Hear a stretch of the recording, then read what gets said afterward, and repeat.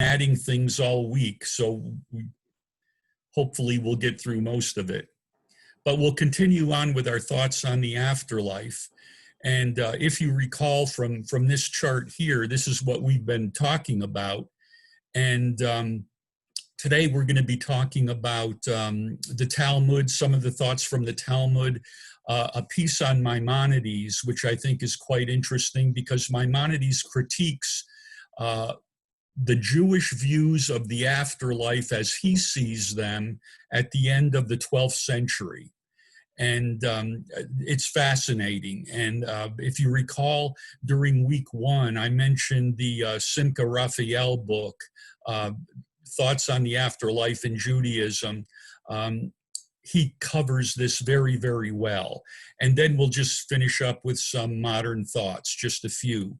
So where we've been, if you recall, I'm not going to go through what we did from the beginning, but where we are is what you see in the blue. We're going to talk about some post-exilic thought. We started last week with some Hellenistic thoughts, specifically the books of the Maccabees. And the books of the Maccabees are from the 2nd century BCE into the 1st century CE. And when we talk about this post-exilic thought or Hellenistic thought, there is all of a sudden an afterlife with rewards and punishments, and it's quite clear. And I'm sure you remember that from 4th book of Maccabees. And it's evident in post-biblical apocryphal writings too. And I'm just going to show you some of that before we get started with the Talmudic thought. And then naturally this thought, because it's post-biblical, post-exilic, it does show up in the discussions of the rabbis within the Talmud. So I wanted to show you just 2 examples of the difference in thought in what I'm calling here later wisdom literature. And in the first piece I'm going to show you is from the book of Ecclesiastes. And then the second piece is from an apocryphal text, a non-canonical text. And we've talked about Ben Sira before, but this is the wisdom of Yeshua Ben Sira, or known as Sirach. And again, it's a non-canonical text, but I think it shows some of the development of thought. I find this kind of interesting. Ecclesiastes, when you see even the rabbis talk about them, talk about this book, there are different views on what the author is actually trying to do. And I'm showing here transliterations of how the book is known within the Hebrew. But if you take a translation, it means a convener of an assembly, even though in a lot of texts it shows up as the preacher. That's the name of the book, but it really means someone who's calling together an assembly. And one could think of that as a preacher, as a prophet, but it's someone who's giving a teaching. And it's very debatable exactly when this book comes from, but it probably is for the same reason that there's disagreement on the book like Proverbs, because there are a number of different pieces of the book that were clearly put together by an editor, and they probably come from some very different time periods. But the piece I wanted to show you here, it says within Ecclesiastes, "And moreover, I saw under the sun in the place of justice that wickedness was there, and in the place of righteousness that wickedness was there. I said in my heart, the righteous and the wicked God will judge, for there is a time there for every purpose and for every work." So what the author is saying here is, I see wickedness, but it will be judged. But then he says, well, I also said in my heart, it is because of the sons of men that God may sift them, and that they may see that they themselves are but as beasts. And I highlighted this because this is a totally different thought. For that which befalleth the sons of men befalleth beasts. Even one thing befalleth them, as the one dieth, so dieth the other. They have all one breath, so that man hath no preeminence above a beast, for all is vanity. All go unto one place, all are of the dust, and all return to dust. Well, this is pretty pessimistic. Literally, this is saying people are no different than the animals. They breathe their last and they turn back into dust that they came from. No mention of an afterlife. It doesn't even say thoughts on the afterlife are ridiculous. It just discounts them immediately. Therefore, I perceive that there is nothing better than that a man should rejoice in his works, for that is his portion. For who shall bring him to see what shall be after him? So what the author again is saying here is, enjoy what you do in this life, because that's the end of it. And when the end comes, it is really the end. Now again, 5th century BCE, you don't even see Deuteronomic theology here, but let's take a look at Ben Sira, the book of Sirach. And this to me truly is fascinating because it shows an editing of scripture. And on the left, what you see is from the Hebrew text. And it's important to understand that there is no complete Hebrew text of the book of Ben Sirach, the book of Ben Sira, or the book of Sirach that exists, but there are substantial fragments. What we see on the right is exactly the same text, but it's in the Greek. And you can clearly see an editing here. Take a look at the left for the first quote. You who fear the Lord hope for good things, for lasting joy and mercy. But then on the right, it says, you who fear the Lord hope for good things, for lasting joy and mercy, for his reward is an everlasting gift with joy. So it makes it sound like there will be a reward in the end. We take a look at the left again in the second quote, and this is even more dramatic. The expectation of mortals is worms. It sounds like Ecclesiastes. You breathe your last and that's the end. But look at how this shows up in the Septuagint, the Greek Hebrew text. The punishment of the ungodly is fire and worms. Those who do what is pleasing to him enjoy the fruit of the tree of immortality. My goodness, that sounds a little bit like fourth book of Maccabees. So what you see here, and this is not unique. You see this in the book of Daniel. You see it in the book of Esther. In the Greek, the texts are different than they are in the Hebrew. So whoever's translating this from the Hebrew into the Greek is putting a Greek philosophical spin on it. And again, think Philo, even though Philo's not doing this, but Philo puts a Greek philosophical spin on a lot of Hebrew thought.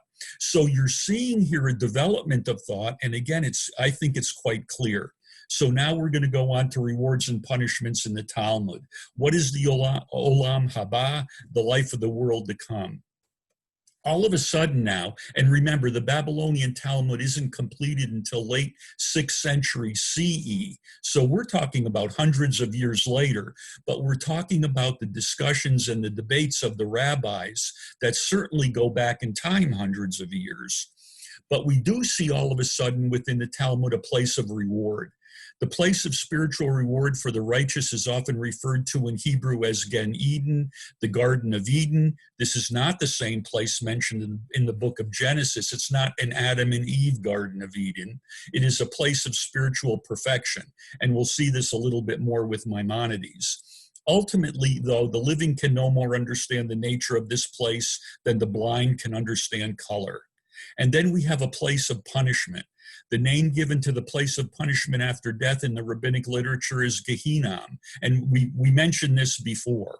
The word Gehinnom is derived from the Hebrew meaning the valley of Hinnom, or the valley of the sons of Hinnom. And it's a physical location outside of the gates of Jerusalem in the late Second Temple period.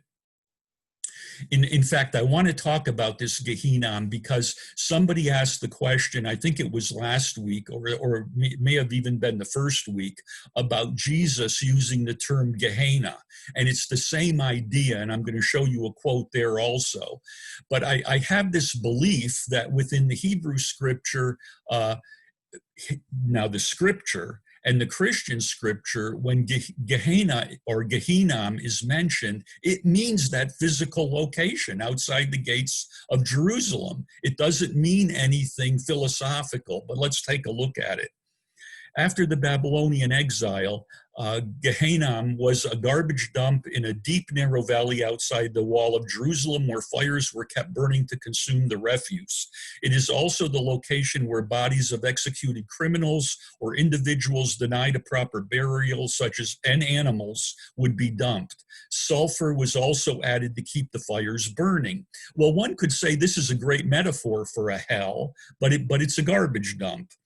In the Greek Hebrew scripture, again, the Septuagint, the word is not used except to describe the actual place outside of Jerusalem. I would argue that that's not even arguable.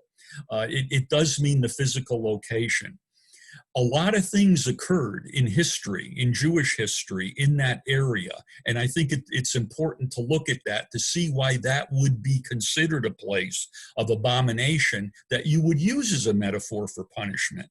It's a place, and Tophet is oftentimes the word used, fire stove, where children were sacrificed to Baal and Molech.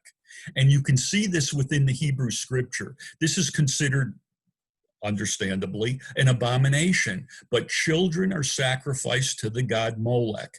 We see this mentioned as an abomination as early as the Torah, and certainly later on within books of the Tanakh, the Hebrew scripture. And in Second Chronicles, just as an example, it talks about where children are sacrificed. Moreover, and this is I think important too, during the time of Ahaz, king of Judea, moreover, he offered the valley of the son of Hinnom and burnt his children in the fire. It would make it sound here like a Judean king also offered a child in the fire. According to the abominations of the heathen, whom Hashem cast out before the children of Israel. And he sacrificed and offered in the high places and on the hills and under every leafy tree. So Ahaz is actually causing abominations, which are condemned as early as Deuteronomy, the book of Deuteronomy, so from the Torah. And then Manasseh, who happens to be the grandson of Ahaz, he's also a king of Judea. He also made his children to pass through the fire in the valley of the sons of Hinnom. And he practiced soothsaying and used enchantments and practiced sorcery and appointed them that divined by a ghost or a familiar spirit. He wrought much evil in the sight of Hashem to provoke him. All of these things are condemned within Deuteronomy, as early as Deuteronomy. And Manasseh practice these. In fact, in the Talmud, it says there never was a king as bad as Manasseh, and there never would be. That's quite a way to go down in history. Now, Josiah, who was also a king, he had temple reforms, liturgical reforms, and he put a stop to these practices. And again, we can see in 2 Kings and in 2 Chronicles where this is mentioned. And then Jeremiah, prophet, recounts the abominations of the sacrifice of children. So all this is background to physical real location of Gehenna, which becomes again a metaphor for a place of eternal punishment within the Christian scripture and also within the Talmud. Now, here's the quote out of Christian scripture, and I put this in there because of the question that came up before. And what you see in blue is actually a translation from 2 different versions of Christian scripture, 2 different translations. And this is from the Gospel of Matthew. You have heard that it was said, you shall not commit adultery, but I say to you that everyone who looks at a woman lustfully has already committed adultery with her in his heart. If your right eye causes you to sin, pluck it out and throw it away. It is better that you lose one of your members than that your whole body be thrown into Gehenna. So Jesus is giving this preaching, this teaching, and he's saying it's better for you to enter into the kingdom with one eye than to be thrown into Gehenna with 2 eyes. And then he says, if your right hand causes you to sin, cut it off and throw it away. It is better that you lose one of your members than that your whole body go into Gehenna. In certain translations from the Greek of the Christian scripture, Gehenna does not show up as a word within the translation. It says the hell of fire. And again, I believe this to be totally wrong. I think in the Christian scripture, it should say Gehenna, and then you have a rather lengthy footnote telling you about the history of Gehenna and what it means. I think it's clear, though, that the idea of Gehenna also shows up in this respect within later Jewish thought. So, with that as a background, Hades, this is more from the Septuagint, does not equal hell. In the Hebrew scripture in Greek, again, the Septuagint, Sheol is always translated as Hades. And I mentioned this in week number 1, 66 times. And it is oftentimes mistranslated into English as hell. But in Greek mythology, and again, think about this, by the time we get to the Talmud, this is very late. So we have this Greek influence, we have a Persian influence, post-exilic influence, but in Greek mythology, Hades had multiple sections. We had the Elysian fields, similar to paradise or heaven, and that is a gross exaggeration, but it's similar to paradise or heaven. But everybody didn't go there. The heroes went there. And you have to look at this Greek idea of heroes. Usually it was warrior heroes. And then you have Tartaru, similar to hell, where people went to be punished. The Elysian fields, Elysium, originally the paradise to which heroes on whom the gods conferred immortality were sent. Usually they were military heroes. Later Greek writers made it a part of Hades. So it's a section within Hades. Tartaru, or Tartaros, the name of the subterranean region. Think of this: doleful and dark, regarded by the ancient Greeks as the abode of the wicked dead, where they suffer punishment for their evil deeds. When you take a look at those first words, doleful and dark, it almost sounds like Sheol from that Jewish encyclopedia that I showed on week 1.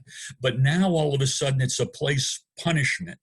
Well, so what we see is that in modern times, we see Hades translated as hell. So, my argument is we have to go back to what these thoughts were in the beginning, not what we think of them necessarily today. So Hades is not hell, Gehenna is not hell. They could be metaphors, however, for hell, depending on whether you believe there's a hell or not.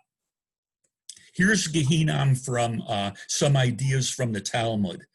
The average person that descends to a place of punishment and or purification, generally referred to as Gehenna. Now, again, this is from the Talmud. Completed end of the 6th century CE, but the ideas go back in time. So this is a place of punishment or purification. That's kind of interesting. Those are not the same things necessarily. And again, if you think about certain Christian thought, there's a hell in Roman Catholicism, there's a hell and there's a purgatory. Hell is for punishment, purgatory is for purification. Purgation means purification. Some views see Gehenna as one of severe punishment. Other sources merely see it as a time when we can see the actions of our lives objectively. I kind of like that. It's like at the moment of death, one sees how existence could have been if one actually obeyed God. That could be a punishment because you'll say, oh my goodness, I should have obeyed. Or to see the harm that we have done and the opportunities we missed and experience remorse for our actions. In Jewish writings, I see, coming from the Talmud and like from Maimonides, I see a lot of this about remorse. In other words, I now feel sorry for what I have done. The period of time in Gehenna does not exceed 12 months, and then one ascends to take his place on Olam Haba. This is why I mentioned purgation or purgatory from a Roman Catholic perspective. If it only lasts 12 months, then it is a place of purification. It is a place of a kind of repentance, even though you can't turn your life around because your life is over with. But it is a place of purgation, of cleansing, and of seeing and having remorse for what you have done. Again, Talmudic aspects. Only the utterly wicked do not ascend at the end of this period. Their souls are punished for the entire 12 months. Sources differ on what happens at the end of these 12 months. Some say that the wicked soul is utterly destroyed, and that is called annihilationism, and ceases to exist, while others say that the soul continues to exist in a state of consciousness of remorse. So for most people, you suffer for at the maximum 12 months, and then you go to a olam haba of reward. Or you can have continuing remorse, or you can be annihilated. Again, as you can see here, there is no agreement, and it's speculative. I would argue, by the way, that it is so speculative because it's not in the scripture. You can't go back to a place in scripture and say, see, this is my proof text. It just isn't there. Again, some ideas. Naturally, the Talmud has a lot to say about reward and punishment, but these are just some points which I thought were kind of interesting. The world is 1/60th the size of Gan Eden. I love this because you read this and you say, well, that's good news. Heaven is 60 times bigger than the earth. However, that's the good news. The bad news is Gehinnom is 60 times larger than that. So 3,600 times, and you say, wow, why does hell have to be so big? But there's no answer there. You're supposed to figure that out on your own. There is a fire of abnormal intensity. This is kind of interesting too. One rabbi talks about the fire and one says, no, it's cold and dark. Rather than light and heat, it's cold and dark. And hail pelts the person who's being punished. So one rabbi comes up and says, from basically your feet up to your waist, it's fire and burning, while the top part from the waist up is being pelted by hail. So it's like, again, speculation, and you can have whatever you want here. And the idea eternal, not eternal, only for 12 months. For example, Hillel the Elder, who dies early in the 1st century CE, says Gehinnom will cease. In other words, God will not eternally punish anyone, but there will be a period of purgation, remorse, but it'll end. Punishments can be reduced by prayers. And when I've read some of this is kind of interesting. The Sabbath is so important. The Sabbath is so much a part of God's law that even if you're in a place of punishment, like a hell, a Gehinnom, the severity of the punishment is lessened on the Sabbath. I think of that as so Jewish in its interpretation. The Sabbath is so important that even the fires of hell are somewhat quenched on the Sabbath day. And then this was also very interesting to me. We see this again and again from many of the rabbis. We see it with Maimonides as an example. The question comes up, can a Jew, by the very fact of being a Jew, not get a reward in Olam Haba eventually? And the answer is no. A Jew, by the very fact of being a Jew, will not suffer forever, and will get a reward in Olam Haba eventually. But another rabbi says that is true unless a Jew gives up his Judaism. And again, I love this way of argumentation. A rabbi says that, and the obvious question is, how does a Jew give up his or her Judaism?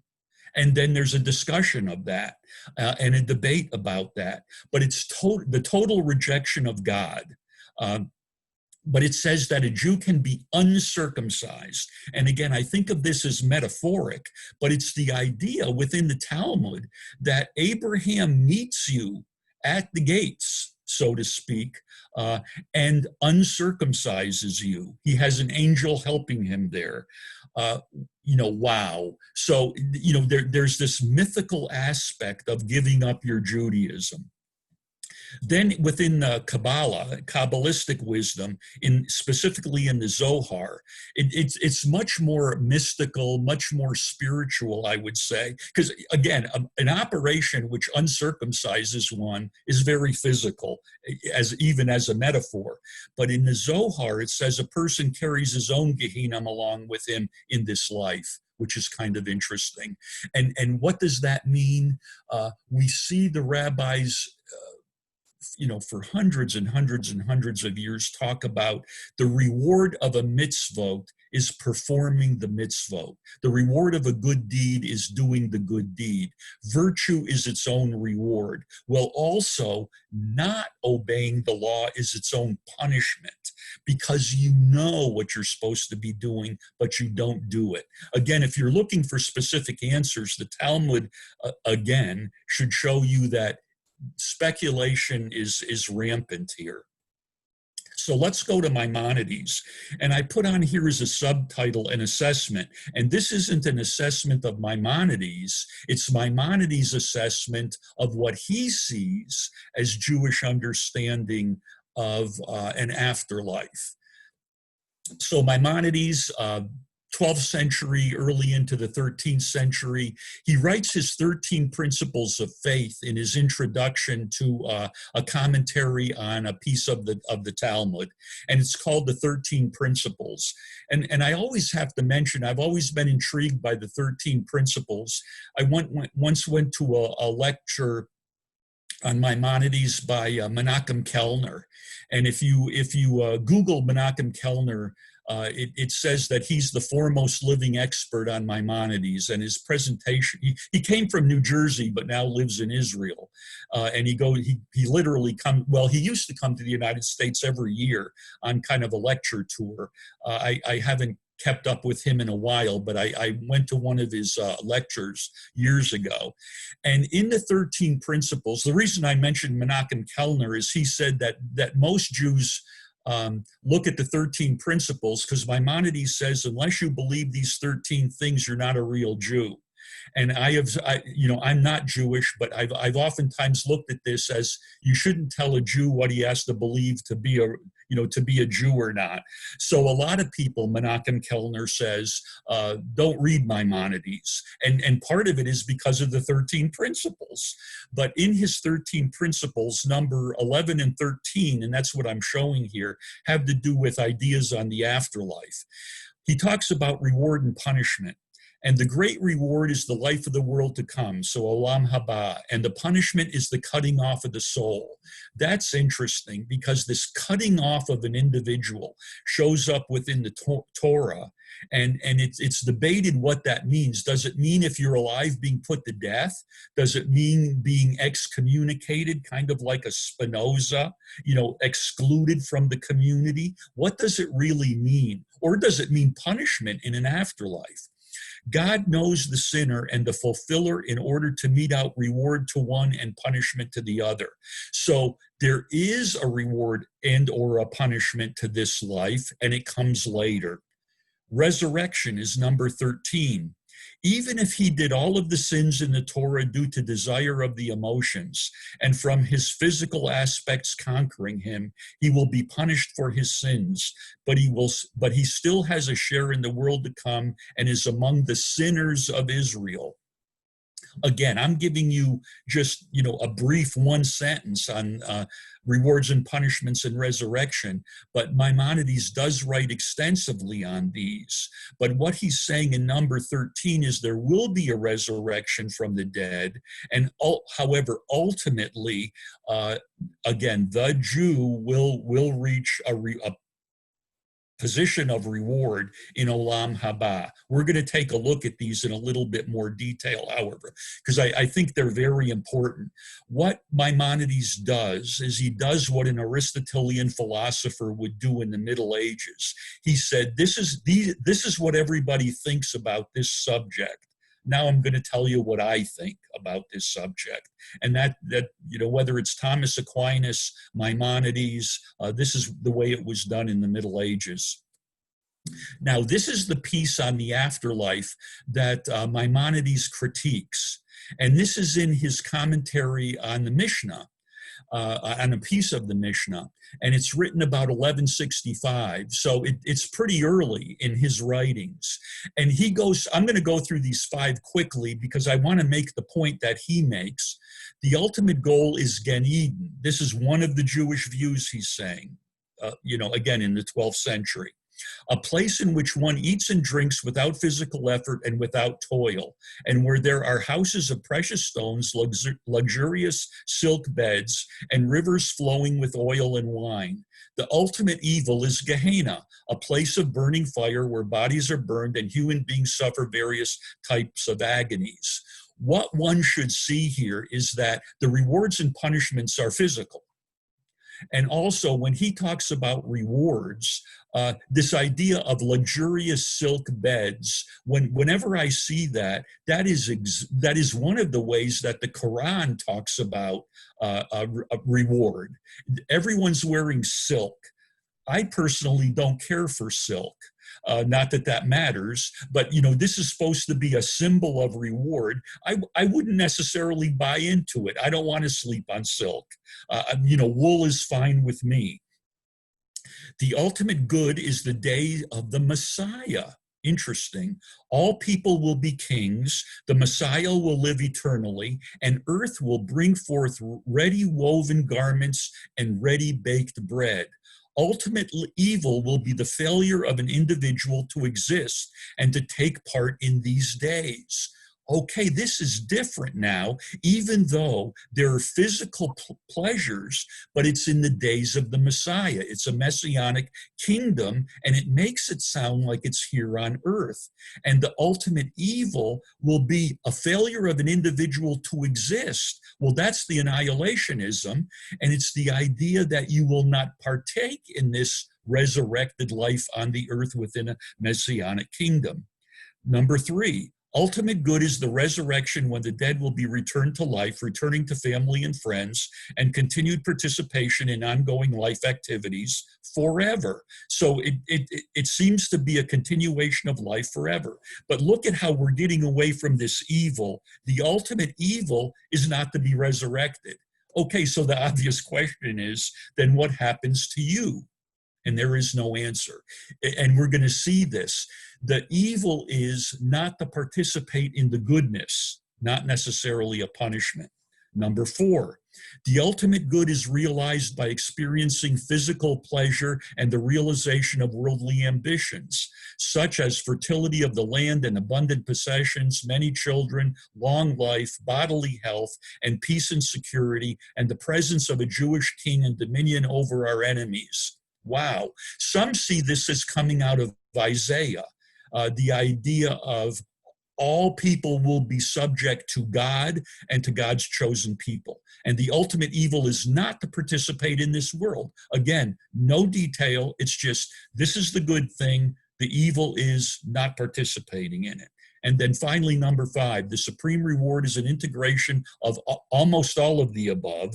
The Messiah will arrive, resurrect the dead, lead them to the Garden of Eden, where they will eat and drink and live in good health so long as heaven and earth endure. Well, that's kind of a qualifier without a definition. So it goes on for a long time. Maimonides criticized each one of these, and he did so vehemently. I read some of his stuff over again this morning, where he's criticizing this, and he simply says, and Maimonides does this in a lot of his writings. When he's writing, he says, I'm now going to give you some guidance to live by.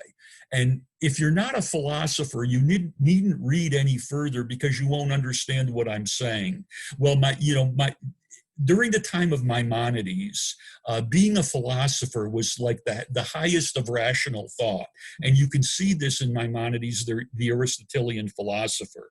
But he says all of these things are way too physical. They're way too sensual.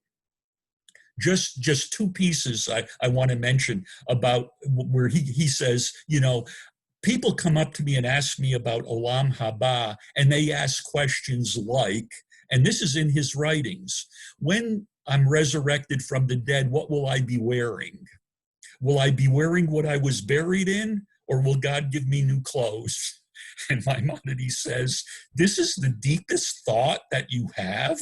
This is what you're thinking about. What am I going to be wearing? So that's kind of his critique. And he ends up by saying, while you have a body, in other words, while you're alive here on earth, you cannot imagine actual benefits there are for the individual. You don't understand spiritual benefits, and you cannot understand spiritual benefits. You can only understand them when you don't have your body anymore. And so you'll see where Maimonides is going with this. Notwithstanding rabbinic teaching, Maimonides could not rationalize the need for an eternal physical resurrection. So here's the dichotomy, and this is kind of where we're going to end up when we finish today. Is it resurrection of the body and a life, a physical life, or is it the immortality of the soul? Resurrection of the dead could be thought of as coming out of Scripture. The immortality of the soul is clearly philosophical and Greek. I'm going to say Greek and Persian, but primarily Greek. Maimonides could not see the purpose of a body in the ultimate Olam Haba.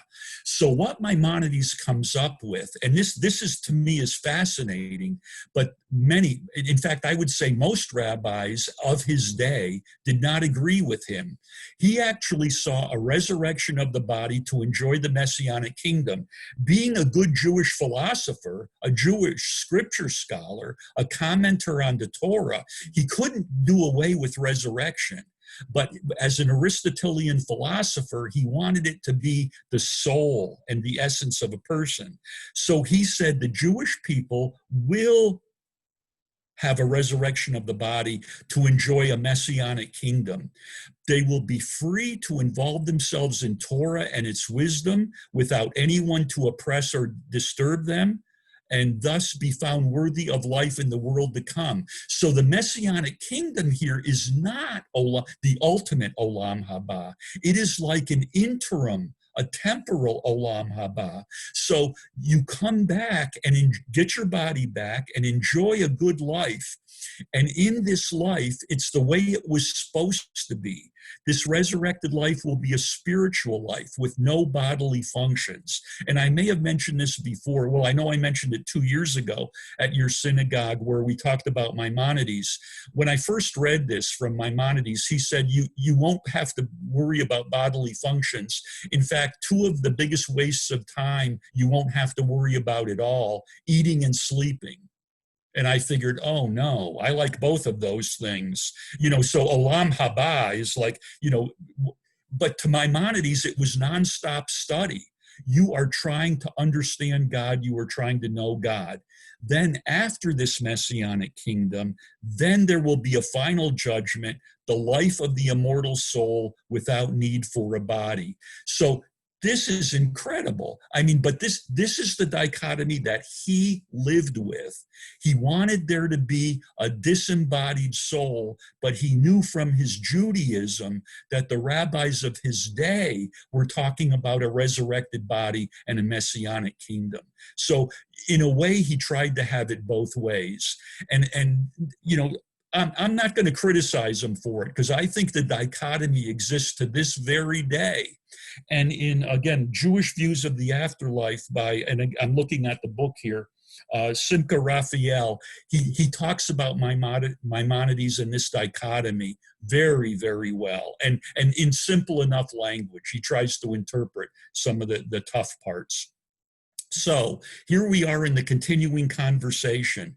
Is it a new life in a resurrected body, or is it an immortal, bodiless soul? I mentioned last week I wanted to talk about soul, or the term nephesh, and this fascinates me and probably will forever. When I talk to, there are some people who come to some sessions I have who are from Chabad, and they think of soul in a different way than I see certain Reformed Jews think of soul. But I have a problem with the word soul because we think of soul as it has developed over, let's call it 2,500 years from Greek philosophers. But nephesh, the word is used very, very frequently within the Hebrew scripture, and it's oftentimes translated as soul. But when I read modern rabbis, they say it's a living being. It's body, soul, spirit. It's who you are in your essence. Nephesh refers to a living, breathing, conscious body rather than to an immortal soul. Again, my Chabad friends disagree with this, but nephesh was translated into the Greek in the Septuagint as psyche, which has substantially the same meaning as the Hebrew, a self. And I like that term self, but that's more of a modern term without reference to an immortal soul. The traditional concept of an immaterial and immortal soul distinct from the body was not found in Judaism before the Babylonian exile. Again, that's obviously arguable, but developed as a result of interaction with Persian and Hellenistic philosophies. The textual evidence indicates a multiplicity of perspectives, that's an understatement, on what this word means on these issues, including changes in the meaning of the word over time. So one of my main arguments on this word nephesh is it isn't understood to mean the same thing today as it meant 2,500 years ago, because there have been so many developments, scientific developments, philosophical developments, Christian developments, which I would argue had also impacted some rabbinic thought. Now, the question came up last time about how did we get to this thought? We're running out of time, so I'm going to go through this Greek understanding quickly. But you say, where did soul originally come from, this idea of soul? And it goes all the way, well, it probably goes back pre-Plato, but we don't have a lot of writings pre-Plato. So Plato talks about a lot of this, but believe it or not, the idea came from, and you're going to see the fallacy in this argument, but Plato was talking about epistemology. How do we know things? And Plato's idea was we don't actually learn things in this life. We recall them from our pre-existing immortal soul. So he's saying we pre-existed as a soul before we were born into a body. We knew things then, so we don't learn things here on earth. We recall them from our pre-existence. And the pre-existence, he had to give it a name. And this was the idea of soul. So he's saying that soul pre-existed the body. Now he's saying what the soul does. He doesn't talk about rewards and punishments. And this is very important. I think it's critically important when we think about afterlife today.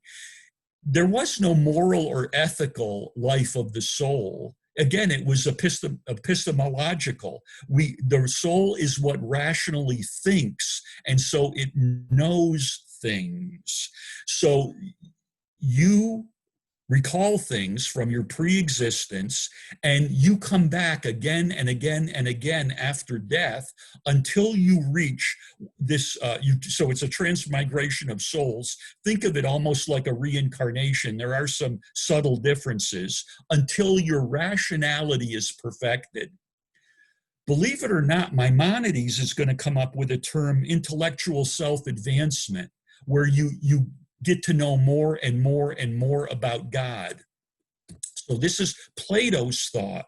In Aristotle's thought, he's talking about the rational element, and he's separating the rational element thought from the soul. And he's saying that the soul, now this is going to be tough, but the soul cannot exist without the body, according to Aristotle. And remember, Aristotle is all into you need your body for sense perception because that's how you learn things. You know, Plato, you don't learn things, you recall things. Aristotle, you learn things. How do you learn them? By sense perception. Well, that means you need your body. So the soul cannot exist without the body. But this is the kicker. But your rational element can, which he calls nous. And so you have rational thought after death, but he's not calling it the soul. He's thinking of the soul as something different. So again, here, and I like this. So what does nephesh mean then? Well, within modern translations of the scripture, it is translated as soul, certainly, but it also shows up as breath, respiration, life, spirit, mind, a living being, a creature, person, self. It's like go on and on and on. But I like this quote from Leviticus, obviously very early. For the life, the nephesh, of the flesh is in the blood. So there it clearly means life. And again, think about dietary laws. You can't eat blood. Why? Because blood is the life of another being. The word, and this is going to be, this is like homework, even though this is our last session. The nephesh shows up by some counts, 755 times within the Hebrew scripture. Well, go through each one of those and see what you think it means. 755 times, but it means an inner self. And today, I would argue, I like the word, when I think of soul, I don't like what a lot of people have done with that idea. I think of it in modern terms as a consciousness. So, I'm more an Aristotelian with this rational thought, but consciousness or self rather than physical soul. Now, I've got, since we're already 1 minute over before the questions, but let me go through these last, I have a lot of other charts, but I want to go through these last two because they show some very modern 19th century. Given the age of Judaism, this is modern. This is modern thought, but look at this. It's the dichotomy of the resurrection and the immortality of the soul. Abraham Geiger, 19th century, the leading ideologue of Reform Judaism in Germany, stated that some ideas that had been incorporated into Judaism have become entirely foreign to our time. In fact, have been strongly rejected by it. Geiger gave the example of the hope for an afterlife, which he said should not be expressed in terms which suggest a future revival, a resurrection of the body. Rather, they must stress the immortality of the soul. Wow. He's modern in the, modern meaning post-medieval. We're not talking about a resurrection coming back to life and enjoying a physical life here. It's this oftentimes called beatific existence, a blissful existence to be in the presence of God. But look at Samson Hirsch. For Orthodox Jews, he said, and again, 19th century, there can hardly be another thought that can so inspire man firmly to resolve to live a life so vigorous, unwavering, fearless, and unswervingly dutiful than the belief in the revival of the dead. Totally the opposite. This is the firm conviction that to God, not even the dead are lost forever, and that even for the physical body, death is not the end, but only a transition period from one life to the next. So you have the Reformed scholar saying it's clearly immortality of the soul, resurrection of the body. No. That comes from somewhere else. And then Samson Hirsch, from an Orthodox view, no, it's the resurrection of the body, because even God, or even in Sheol, God is in charge. So I close with going back to the Talmud. But as for the world to come, no eye has seen, O God, besides yours. I wish we had more time, but I think you can see that even coming into modern times, there is this dichotomy. One comes from speculation using the scripture, and that's the resurrection of the dead. And one, I even argue this from a Christian perspective, this immortality of a disembodied soul is Greek philosophy. And it might show up in Christian scripture, but it's still Greek philosophy, which has embedded itself there. But clearly it also come into Judaism, whether it be Abraham Geiger or Maimonides, it is there. So what do you think? Tell me, immortality of the soul or resurrection of the dead? There's a question in the chat, which you kind of address, like right before you said that it was sort of like reincarnation, someone had asked in the chat, is there any discussion of reincarnation? And I know there are some Kabbalistic strains that believe in the Gilgal, like the wheel of souls that are reincarnated, but I'm wondering if you can say any more about that, about Jewish reincarnation. You know, it's kind of interesting when the rabbis that I read, those who talk about the transmigration of the soul, what I see, and again, my experience here is limited, but in the transmigration of the soul, they see it as different than reincarnation, because reincarnation, you keep coming back to try again. You know, it's like, in other words, the soul goes into a new body and you're a new person. But transmigration of soul is more the idea of you're improving. So it's the same you, even though you don't necessarily remember the previous life. So I said that's a subtle difference. It might not be all that subtle, but I see most rabbis that I read, they kind of they say, yes, transmigration of the souls was discussed at certain times within Judaism, but not so much anymore. And again, I think because you think of reincarnation, and when you think of reincarnation, you think of Eastern religions rather than what the tradition of your own belief structure might be. You're thinking of a different belief structure. And remember that there are Eastern religions that believe in reincarnation that don't even have a personal theistic God. You know, this is just a natural, one could call it a natural phenomenon, rather than trying, like Maimonides did, thinking that, and again, I'm going to use his terminology, intellectual self-advancement, where you get to know more and more and more about God until you can participate in the ultimate olam haba. So there are differences. Reincarnation and transmigration of souls are different, and I think most rabbis today, again, say this is within our belief structure traditionally, but not so much anymore. So you don't see a lot of detail. Thank you. Other thoughts or questions from the group? Who are devils? Or what is the devil? You know, that's one of my favorite topics too. I want to go through.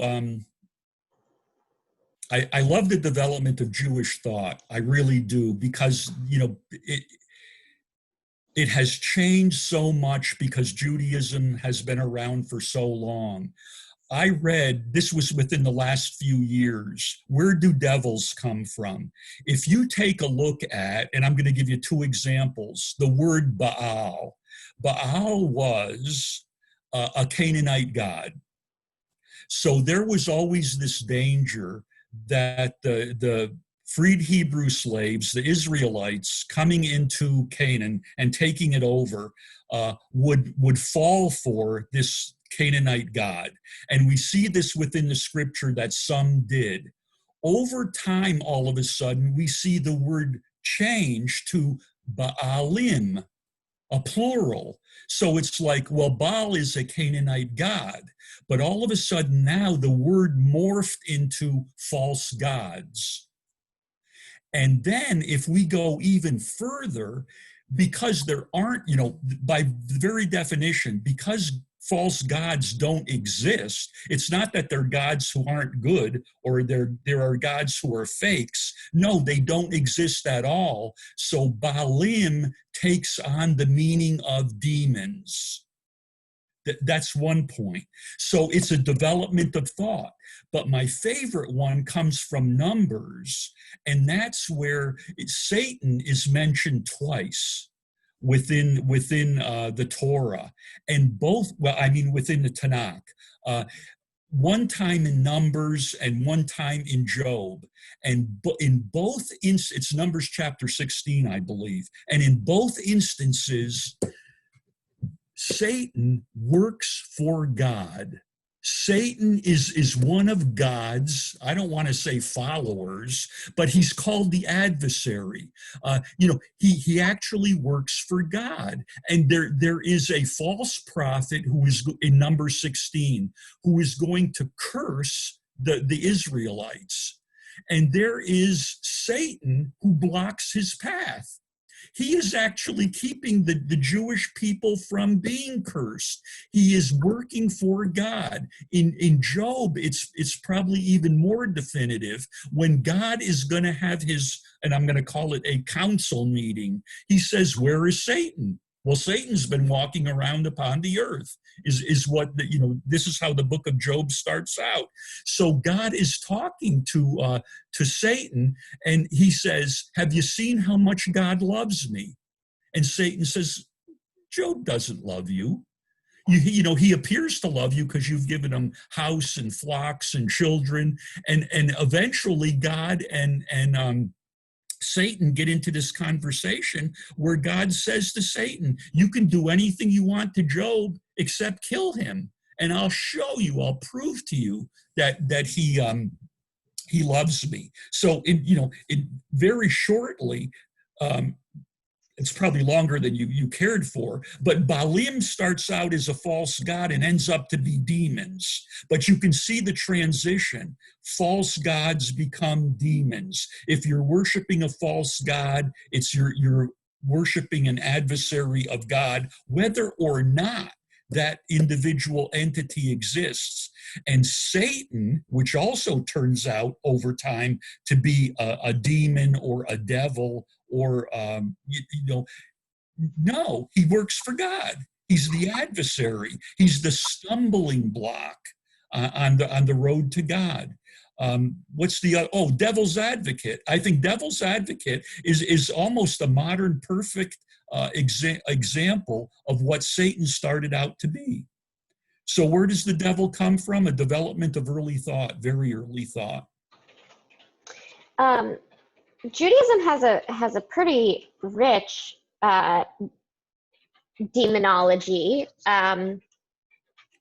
That I think that was that Mario that asked the question. Yeah, Mario.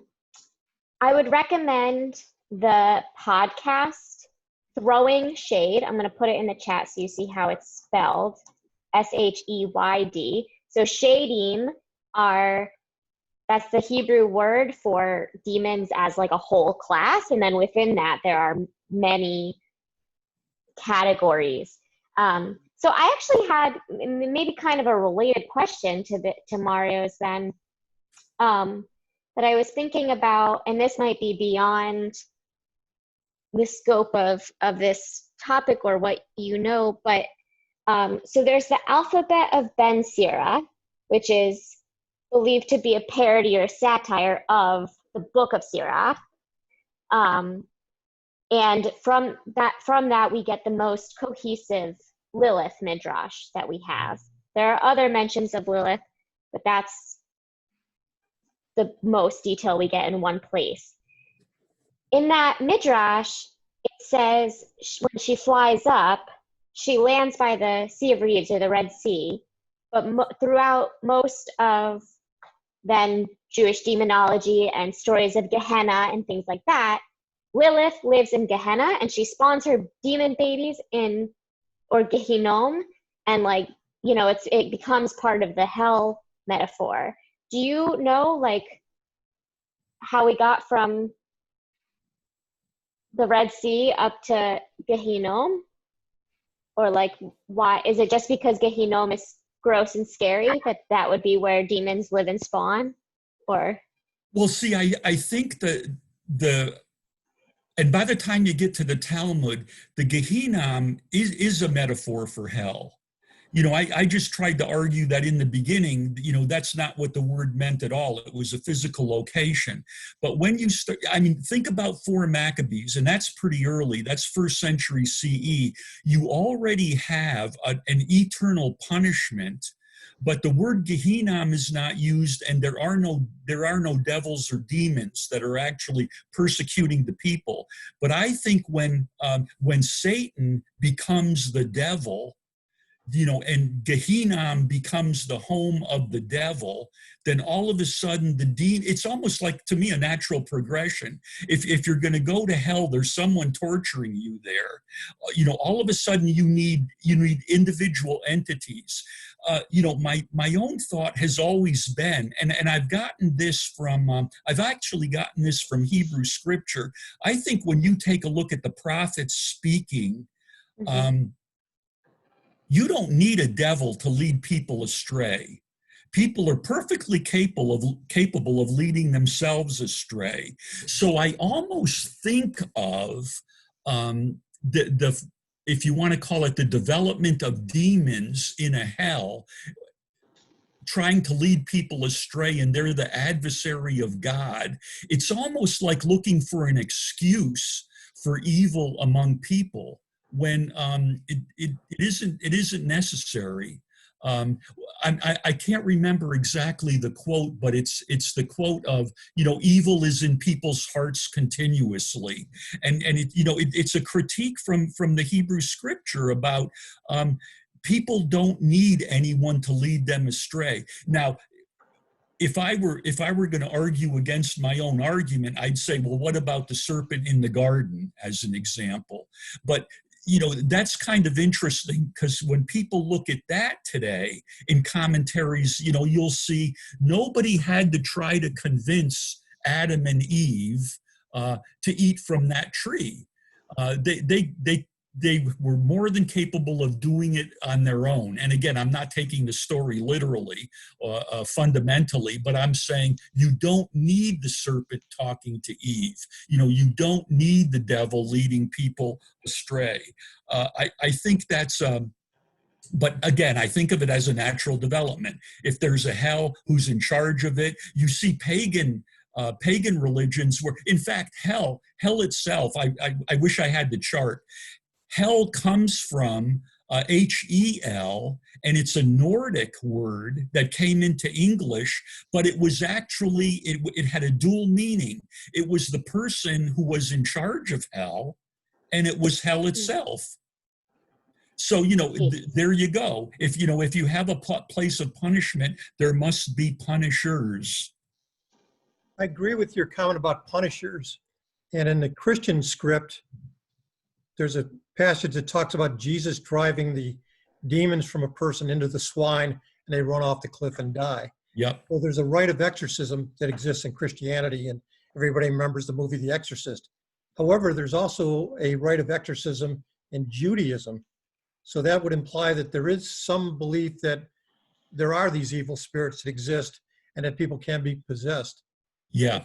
When is that a Hellenistic, or when did that come into the scriptures? Well, it's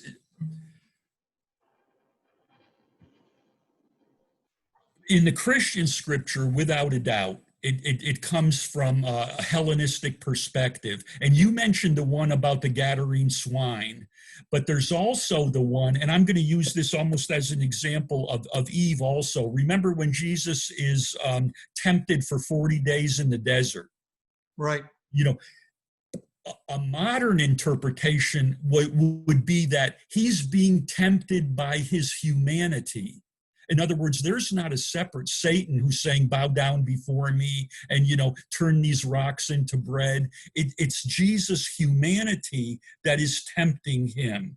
So again, but you're right, there are exorcisms within the Christian scripture.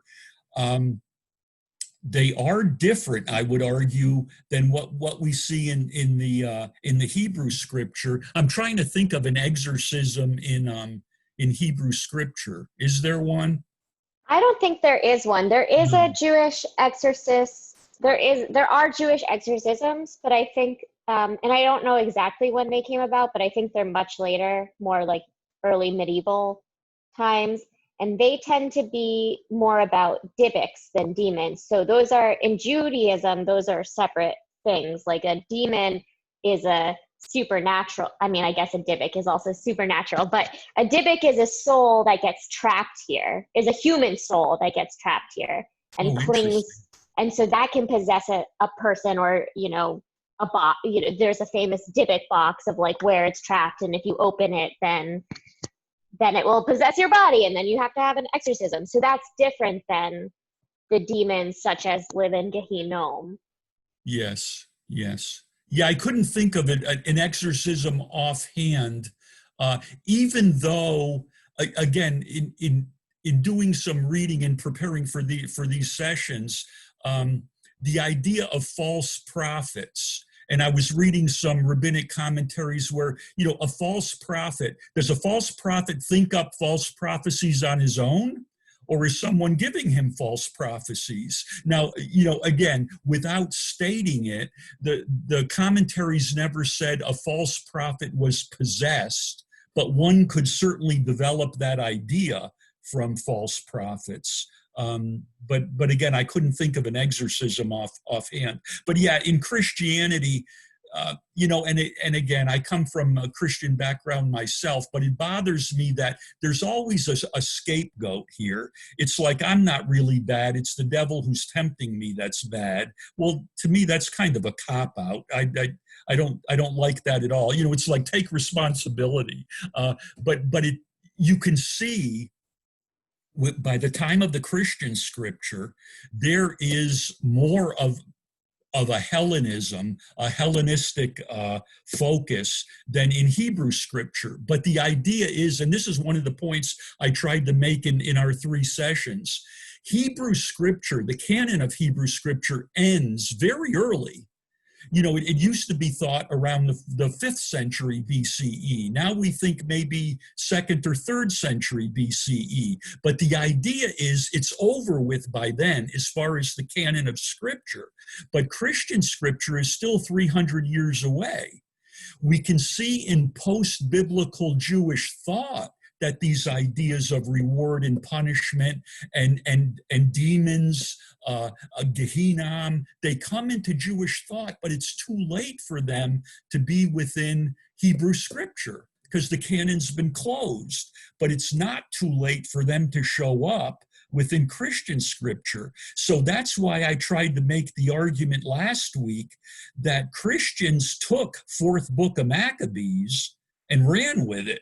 It's a Jewish book written for Jewish purposes by a Jewish sage, but it was too late to be in, there were probably a number of reasons why it wasn't included, but one reason certainly is it was way too late. It was like 400 years too late, but it wasn't too late for Christian scripture, which was just getting off the ground.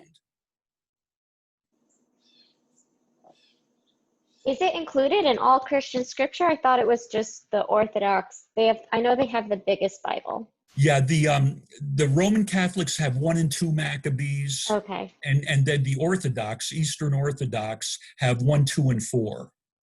Okay. Interesting. I think the Copts, that's kind of a separate group, but the Egyptian Christians, I think they actually have they would have 3rd Maccabees because that's about Egypt. So yes, the Eastern Orthodox has a larger canon of scripture than the Western Christian Church does. Protestants and Catholics. Any other questions or yeah, Debbie? It's traditional to say Kaddish for 12 months. And that matches the 12 months that you talked about for that period of remorse. Is there something in the belief system that the Kaddish actually can affect the afterlife of a loved one? And how widespread is that? And what are you doing? Well, that's interesting because just this week I read, I'm reading a commentary on the Torah, and it said in there that some of the later ideas, like the fact that a reward or punishment can only last, not reward, but a punishment can only last for 12 months. And again, this is I have that book here too. It's I want to make sure I'm quoting this correctly, Union of American Hebrew Congregations, Torah commentary. But it said that the idea of of 12 months of mourning is directly related to this idea of the 12 months that comes out of the Talmud for, if you want to call it purgation. Let's use that term. So a direct relationship. So, Yeah, so what, are we doing something for the soul or whatever word you want to Oh, that was the second point, which was so fascinating. I mentioned the Sabbath. On the Sabbath, the fires of punishment were quenched. Also, if someone prayed for those folks who were there. So prayers and the Sabbath could actually lessen punishment. Think when I talk about these developments, and again, Hebrew scripture ends, Christian scripture is still a ways away, but these ideas transition from one to the other. Think about indulgences and Christian prayers for the dead. It's not unique. It didn't come out of just the blue or even from Greek philosophy. It could have come from, or it probably did come from, Greek philosophical ideas that were in Judaism in the intertestamental period. Thank you. I like the idea of punishment lasting no more than 12 months. there's also, of course, because 12 months is the max. That's why a lot of people do their unveilings and stop saying Kaddish at 11 months, because you don't want to stop too soon and keep that from your loved one who, you're elevating their soul for them every time you say it. But you also don't want to assume that your loved one is like needs the full 12 months of purgation. Yes. So 11 months becomes very traditional now as well. Yes. Yeah. I don't know if you noticed on one of the charts, but on one of the charts, it said only the worst are punished for the whole 12 months. Yeah. So that makes sense. It does. Last questions? Or anybody want to share did this change how you believe? What you're seeing as for the afterlife? I just found it very enlightening, and to get both the Christian and Jewish perspectives, very good. And I enjoyed this. Speaker was excellent. Thank you. John, thank you so much. And your words give support to my beliefs, if that makes sense. It helps me understand. Well, there were some charts that I never got to, but let me just say that one of the things that's interesting is we're not going to be able to answer the question of resurrection or immortal soul, but I think all of this comes from the idea that a righteous, just, loving God, there's going to be divine justice in the end. And, you put faith in that, and it's like, I have no idea what it's going to be like, but there will be divine justice in the end. Thank you. Maybe we're not supposed to know. No. It's a surprise. It'll be a surprise, yes. Well, thank you very much for coming. I really appreciate it. Thank Thank you very much for teaching us. All right. This concludes our adult ed plans. There's one possibility that a fellow congregant expressed some interest in possibly sponsoring, but otherwise, I am going to focus on starting our religious school year and preparing for High Holy Days for the next 4 weeks. But if you want to email me topics for the fall, then I will consider what we do next after High Holy Days. Thank you. All right. Have a good one, everyone. Bye. Bye-bye. Bye.